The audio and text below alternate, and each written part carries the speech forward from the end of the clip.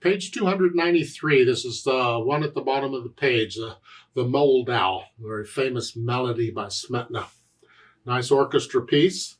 And here you're providing the accompaniment to somebody else. You're playing an instrument.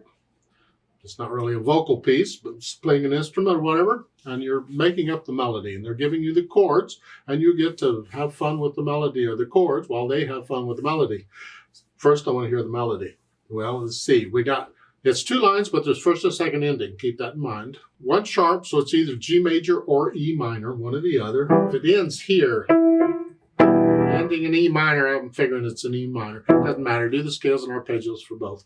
6/8 time with a pickup beat for that. So it's 1, 2, 3.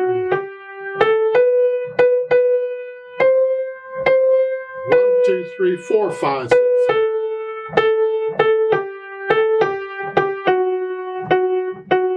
Now, first ending. I don't want to use thumb on both notes. No. I have to prepare that thumb on the B, so I need some other finger on the E. So, in measure 7, I got 3 Fs. I can move anywhere I want on 3 Fs. I got lots of time. I can do 4 here, and now I can reach down. So this is measure 7. It's a 2, and then 4. The last one is 4. I could do 4 immediately. It doesn't matter. As long as I can get that first ending with 3rd finger. That way, I'm ready to repeat. Now, for the second ending, it doesn't matter because you're not going anywhere. You're there. You can stay on 2 if you want. If you want to be consistent, then you'd use the same fingering and you'd end on 3. Different ways of doing it for different people. Pick one, or have your teacher pick one for you. Now let's work on this harmony thing. First, I want to know what the chords are. Well, the first one they give you, because they're giving you the pattern they want you to use. It's a broken chord pattern. However, I'm still going to use block chords. I have both hands, and I would just have an E minor chord here. Okay, we're going to stick with it till they give us something else. So in the last 2 measures of the first line, well, now you get a C chord. Doesn't say where. I can go here. And a G chord. Now measure 5. Oh, what this mess. F sharp diminished with an A on the bottom. Well, remember the circle's diminished and plus is augmented, diminished is down. So first I'm going to just do an F sharp chord, an F sharp someplace. Doesn't matter where to do that. I probably will go down here, but I'm going to do it here because I can hear it better. F sharp major has 6 sharps. Everything's sharped, all the black keys. All the sharps and plus an E sharp. Okay. Well, on a diminished, I'm going to go here and here. It's 2 minor thirds. That's the diminished. That's an F sharp diminished chord. I went from here to a minor to a diminished. Remember all that? Go review if you don't. So again, F sharp major to F sharp minor to the diminished. So I got a minor third and a minor third. And I want the A on the bottom.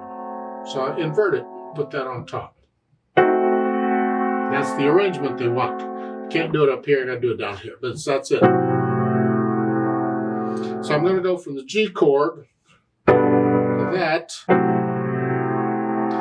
Then the E minor with a B on the bottom. Well, an E minor chord is that. An E major chord is that. I gotta be down here, I guess. I got to stay away from the melody. The melody's using these notes, so I'm down. But I want to be on the bottom, so it's here. Well, that takes me too high. I got to go down here. B on the bottom is still an E minor chord. Getting a little muddy now. Too low. Not my fault, they did it. And then a B7 chord, which is the B chord with a minor 7th. Because it's a B chord, a B major chord with a minor 7th added. If they had to be a major 7th, they need the MAG in front of the 7th, so it's here. And it's not going to be here, it's got to be down here. And then end with E minor. What a mess. And then they want broken chord patterns.